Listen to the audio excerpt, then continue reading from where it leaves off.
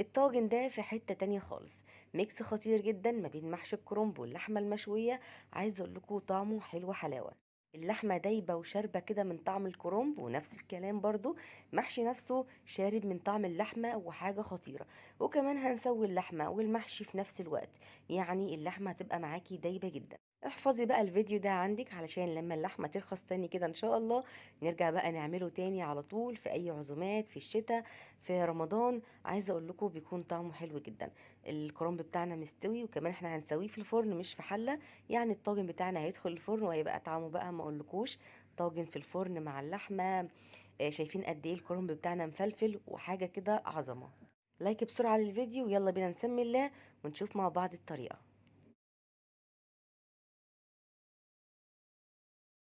اول حاجه هبدا بيها هي اللحمه البفتيك. طبعا تقدري تستخدمي اي قطعيه لحمه زي ما انت عايزه براحتك.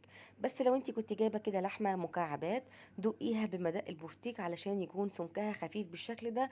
فبالطريقه دي هتستوي بسرعه مع محشي الكرنب، يعني هما الاتنين هيستووا في نفس الوقت. هنتبلها كده بحاجة بسيطة بس علشان تدينا طعم كده للحمة، وما تكونش معاكي اللحمة كده زي المسلوقة. عندي هنا معلقة صغيرة من الملح، معلقة صغيرة من الفلفل الأسود، معلقة صغيرة من القرفة، معلقة صغيرة من الورق اللوري والحبهان طحناهم مع بعض بودر. قلبتهم مع بعض بالشكل ده، وهنزل بقى على اللحمه بتاعتي وبشربها التتبيله دي كويس جدا، من غير بقى ميه بصل ولا تفل بصل ولا طماطم ولا فلفل ولا اي حاجه خالص. تتبيله كده على الناشف وبتخلي طعم اللحمه حلو جدا. لو انت مش حابه تعملي الطاجن ده باللحمه وعندك صدور بانيه، طلعيها وبرضو اعمليها بنفس الطريقه بنفس التتبيله وبنفس الخطوات اللي انا هعملها بعد كده. اهم حاجه بعد ما تقلبيها كويس جدا في التتبيله دي، بتسيبيها شويه علشان تتشرب التتبيله، يعني مش اقل من ساعه. انا عن نفسي سبتها ساعتين على بقى ما سلقت الكرنب بتاعي وحضرت التخديعه بتاعه المحشي والحاجات دي كلها. نيجي بقى للكرومبه بتاعتنا، انا هنا بوريكي ازاي تشتريها.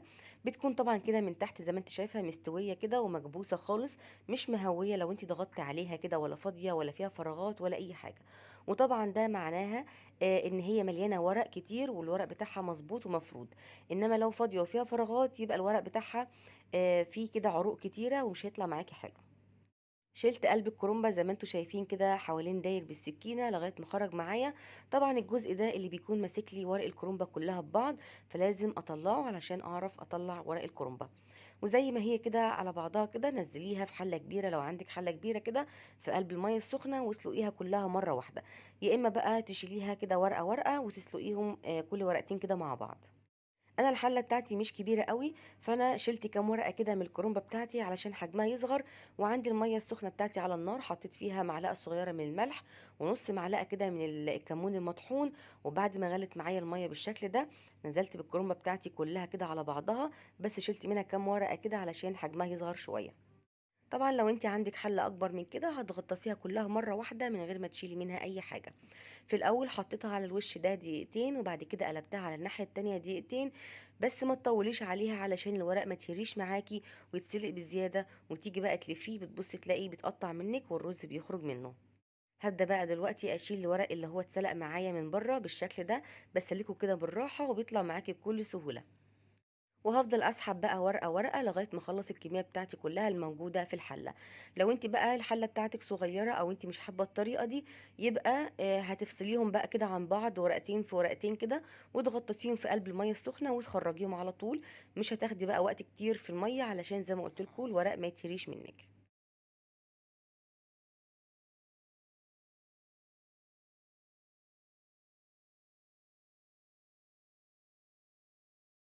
طلعي بقى كده الورقه من الميه وهي لسه جامده وماسكه نفسها. ما تستنيش عليها لما تتهري قوي او تبقى طريه، علشان لسه السخونيه الموجوده فيها دي هتسويها زياده بعد ما تخرجيها من الحله.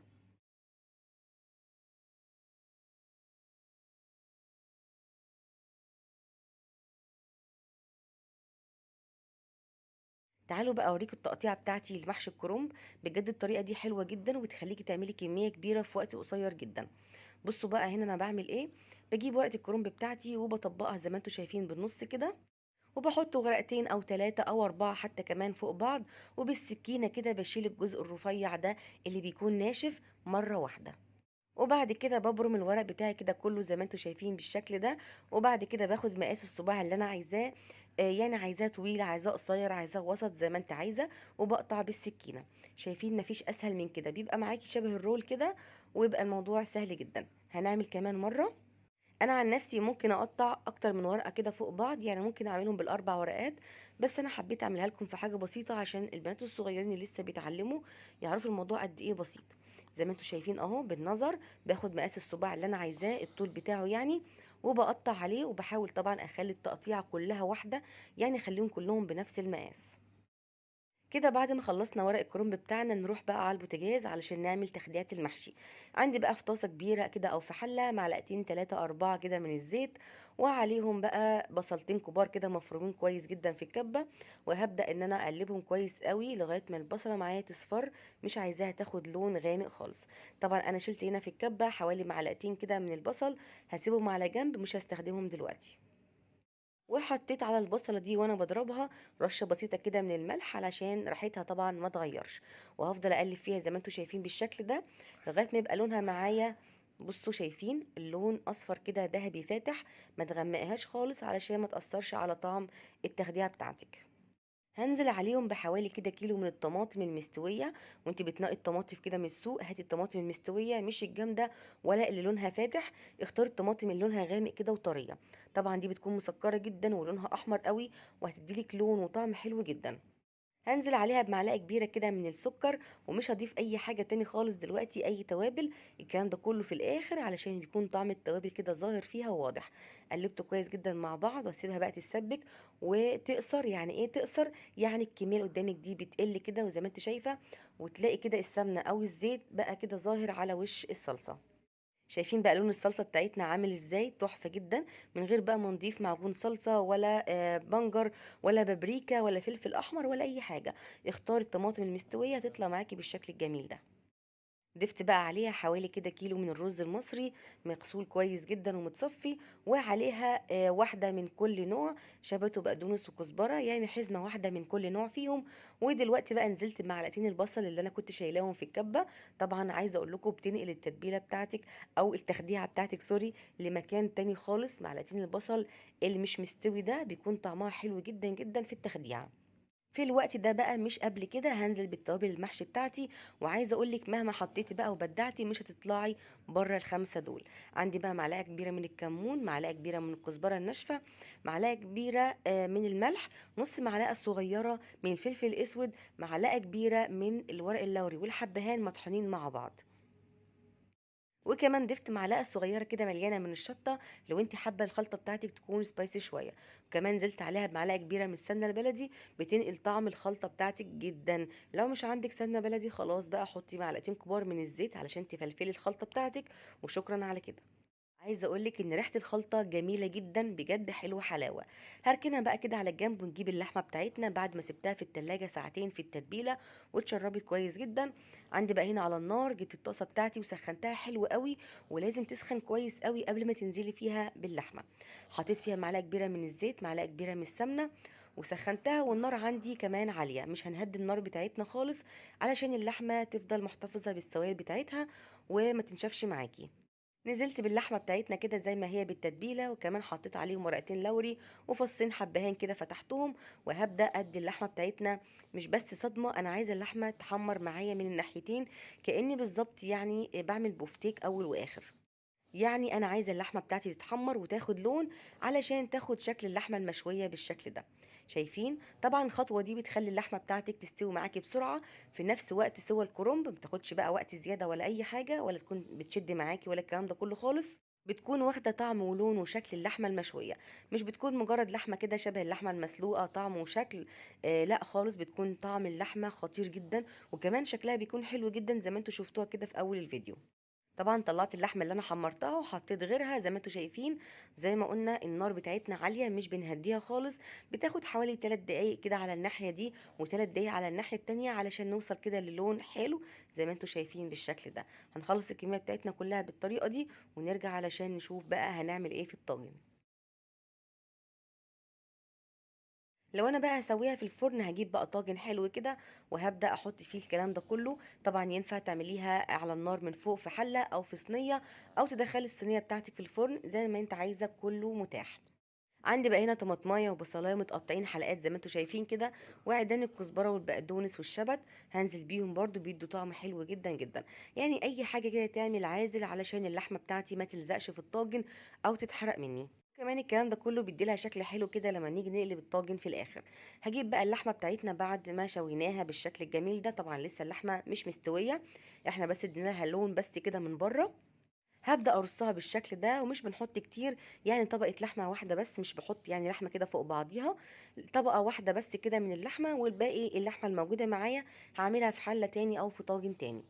هنجيب بقى كده الورق اللي احنا قطعناه والخلطة اللي احنا عملناها مع بعض زي ما انتوا شايفين. طبعا انا بشرح بالتفصيل هنا لاخواتي الصغيرين او العرايس الجداد اللي عايز يعمل بقى كده حاجة بطريقة سهلة وبسيطة من غير اي تعقيد.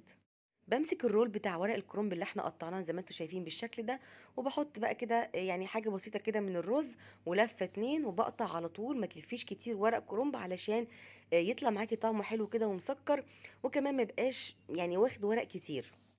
اهو زي ما انتوا شايفين بالشكل ده. انا كمان بحب اعمل صباع المحشي كده يكون رفيع مش تخين قوي، فما تكتريش بقى رز، وزعيه كويس كده في طول الورقه بتاعتك كلها، علشان يطلع معاكي الصباع كله بنفس السمك، يعني ما يبقاش كده رفيع على الجناب وفاضي وفي النص بس الرز فيه. فوزعي الرز بتاعك كده بطول الورقه، وهكذا كده لغايه ما اغطي صف اللحمه بتاعي كله، وارجع اعمل صف تاني وتالت ورابع لغايه بقى ما اخلص المساحه الموجوده معايا في الطاجن، او الكميه بقى ايهما اقرب. اهم حاجه زي ما اتفقنا لفه واتنين ونقطع على طول، وتنضفي الصباع المحشي بتاعك كويس جدا، ما تخليش عليه كده بواقي رز او خلطه او اي حاجه خالص. بصوا شايفين الموضوع سهل جدا وسريع، وبجد بتعملي الكميه بتاعتك دي في منتهى السهوله.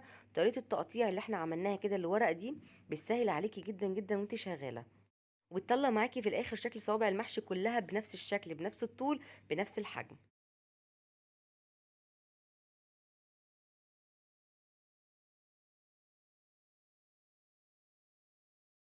انا كده خلاص خلصت الطاجن بتاعي كله، وعايزه اقول لكم بجد ما خدش معايا وقت خالص، وانا واقفه كده خلصته في ثواني. تمام كده اهو. دلوقتي اوريكم شكل الطاجن بتاعي بعد ما اتملى معايا على الاخر. هجيب بقى دلوقتي اي شوربه موجوده عندي، شوربه لحمه، شوربه فراخ، او حتى ميه مغليه، مفيش مشكله خالص، احنا كده كده في لحمه عندنا في الطاجن، فهتحول لي الميه دي لشوربه. لو هتحط شوربه فطبعا هتكون متظبطه فيها ملح وفلفل، وفيها طبعا طعم البصل والحاجات دي كلها.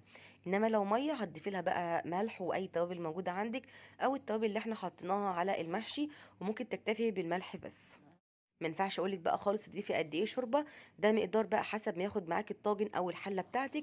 انا اهم حاجه بس كده بضيف الشوربه بتاعتي شويه شويه، وبقلب الطاجن بتاعي كويس جدا، بهزه كده وبالمعلقه بحاول انزل الشوربه بتاعتي علشان توصل للحمه تحت خالص، ويبقى كله واصل له شوربه. افضل اضيف من الشوربه المغليه دي واهز الطاجن كل شويه لغايه ما الاقي الشوربه مش بتنزل تحت كده خلاص وبقت عايمه على الوش.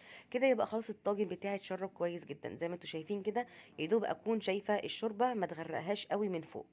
عندي بقى كده ورقه زبده عليها ورقه فويل، وبقفل كويس جدا، وعلى فرن سخنه حراره عاليه اول نص ساعه بس. يعني اول نص ساعه بخلي الحراره بتاعتي عاليه على 200 علشان يغلي معايا ويبدا كده يبقبق، وبعد كده بهدي النار على 160 يستوي بقى. بياخد حوالي في الفرن يعني التوتال التسويه كله ساعة إلا ربع أو ساعة، مش بياخد أكتر من كده خالص. بتبصي كده طبعا وتختبري الرز بتلاقيه استوى، لو لسه محتاج سوا بتسيبيه ربع ساعة كمان. وما تقلقيش خالص، اللحمه بتكون استوت معاكي في الوقت ده، لان اللحمه طبعا زي ما قلت لكم القطعيه نفسها مش بتاخد سوا كتير، وكمان السمك بتاع اللحمه مش تخين، فما مش بياخد معاكي سوا. وطبعا اللحمه موجوده اقرب حاجه للنار، فبتستوي معاكي اول حاجه.